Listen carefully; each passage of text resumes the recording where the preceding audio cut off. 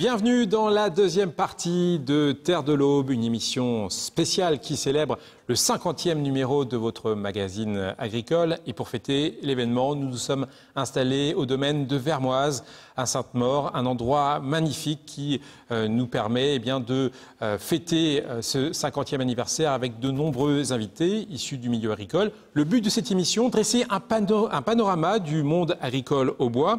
Et avec nos invités dans cette deuxième partie, nous allons évoquer à la fois la protection de l'environnement, mais aussi les actions de communication. Christophe Pron, vous êtes justement le président de la commission environnement. Alors, l'environnement, on l'a vu au fil des émissions de Terre de l'Aube, c'est vraiment une vraie préoccupation du monde agricole au bois, mais quelque part, protéger l'environnement, c'est très large. C'est quoi la priorité des agriculteurs en matière environnementale ? La priorité qu'on se fixe, c'est essentiellement sur l'eau. Ça fait déjà pas mal d'années qu'on entreprend dans les programmes d'action avec les pouvoirs publics les actions les plus ciblées pour être le plus efficace possible et le moins contraignant possible pour les agriculteurs, mais en même temps plus efficace pour alléger la charge de nitrate dans l'eau, pour alléger tout risque de contamination par les produits phytosanitaires, entre autres.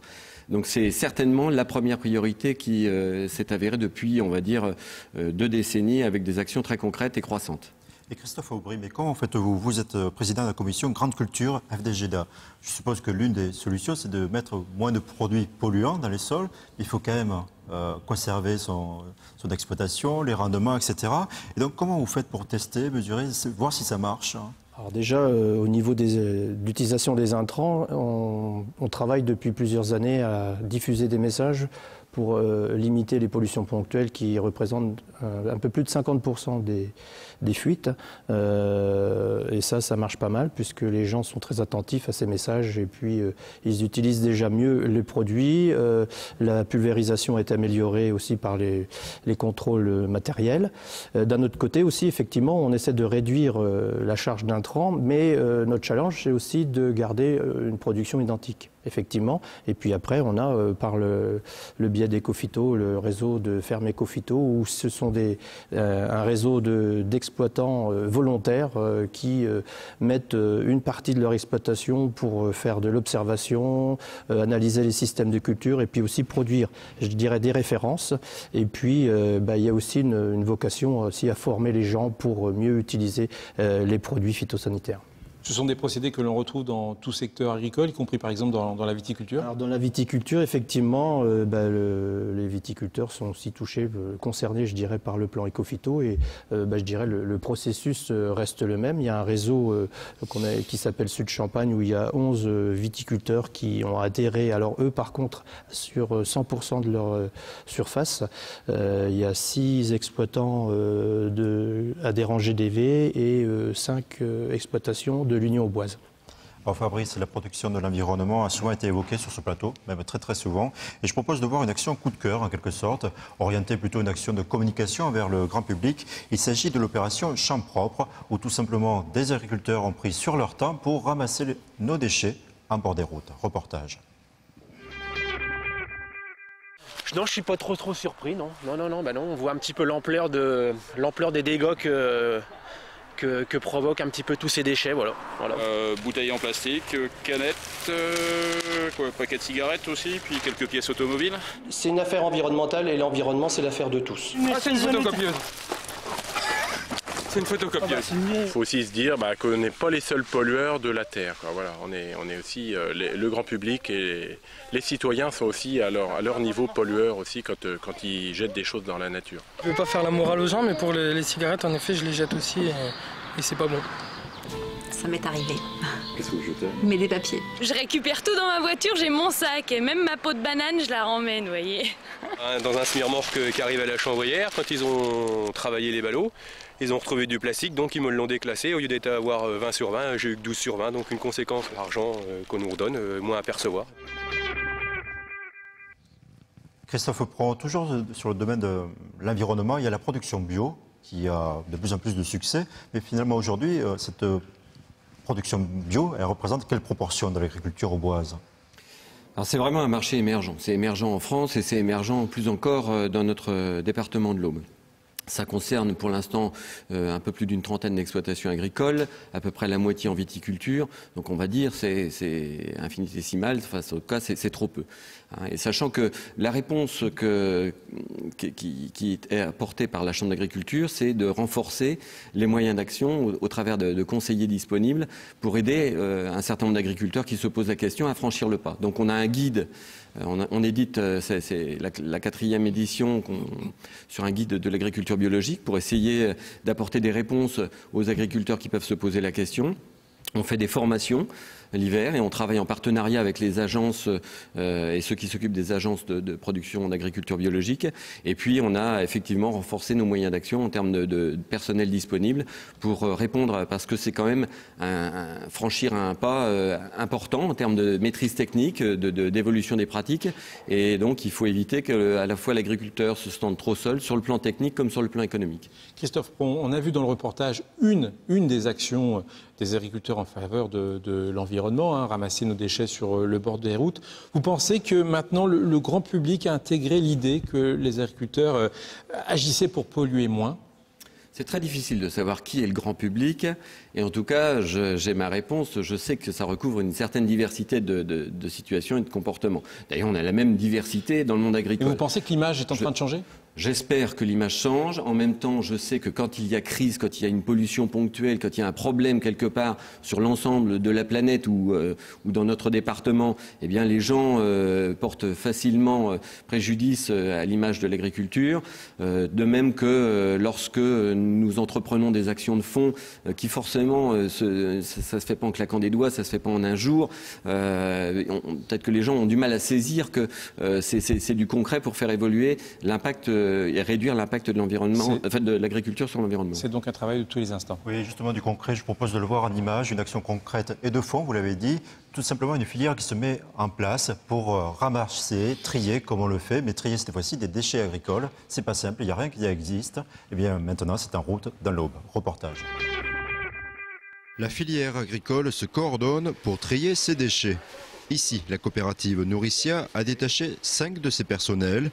Comme sur 10 autres sites dans le département, ils aident les agriculteurs à l'occasion de la collecte annuelle des plastiques. Alors on collecte 4 types de plastique. La première, c'est donc tout ce qui est sac de 600 kg plastique, sac d'engrais et sac de semences, qu'on appelle donc les big bags. Il y a aussi les bâches plastiques qu'on utilise pour les tas d'ensilage. Le troisième plastique, c'est les films en rubanage qui servent donc à emballer les balles de paille de foin qu'on laisse dans les champs.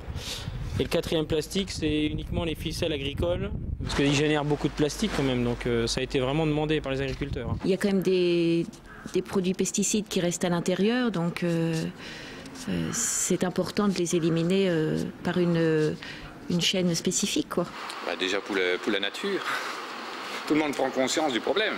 Le problème était que souvent ça finissait brûlé, ça finissait dans des dépôts sauvages et puis ça pourrissait comme ça sur place. Jusqu'en 2002, les agriculteurs accumulaient également des bidons de produits chimiques, périmés ou devenus interdits, les PPNU. S'il n'y a pas d'obligation de collecte, les agriculteurs ont l'interdiction de stocker ces produits. 5% des entreprises agricoles sont contrôlées tous les ans. Et j'ai eu la maladresse de laisser un anti-mousse gazon avec mes produits phyto, donc il était consigné également. Alors qu'un particulier, je pense qu'il aurait pu le mettre sur sa pelouse. On a un métier où c'est très très délicat, on est surveillé, on est même pisté. Et des produits comme ça, moins on en a, mieux on se porte et puis on dort plus tranquille. Après l'environnement, nous allons évoquer maintenant la dernière thématique, les actions de communication du monde agricole avec deux personnalités dans ce domaine. Tout d'abord, Dany Dubuisson, vous chapeautez l'opération Un dimanche à la campagne. C'est une sorte de grandes portes ouvertes des fermes auboises. La Chambre d'agriculture soutient cette action touristique et aussi festive. C'est une action de communication auprès du grand public qui est soutenue par une Chambre d'agriculture. C'est son rôle ? Bien entendu que c'est son rôle. La Chambre d'agriculture est là pour promouvoir et l'agriculture, et la viticulture, et les gens qui font la diversification. Et par là même aussi entrer dans la ruralité. C'est donc le but un peu du dimanche à la campagne, où à côté des agriculteurs qui ouvrent leurs portes, on a aussi des artisans qui se font bouger le monde rural, qui sont là encore, et aussi des artistes locaux qui montent un peu leur savoir-faire, et tout ça, ça donne une dynamique pendant une journée dans le département.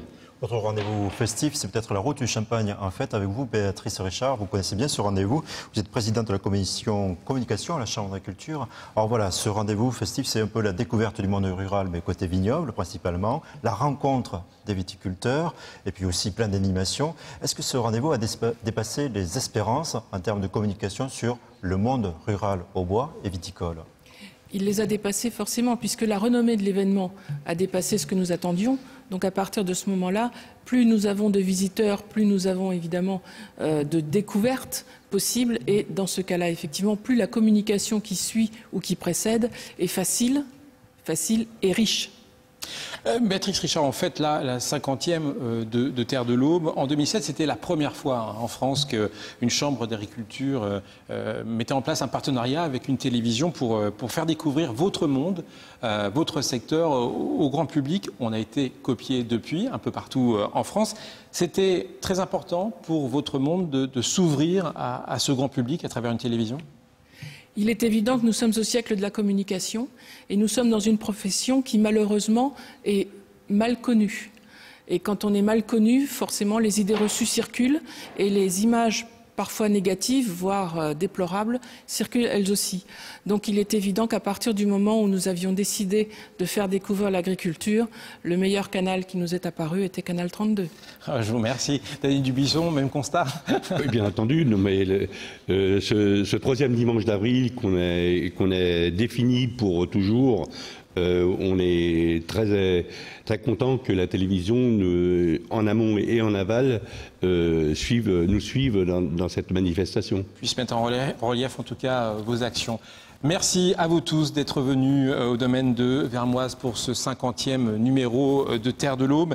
Merci donc à vous tous pour votre fidélité et vos actions.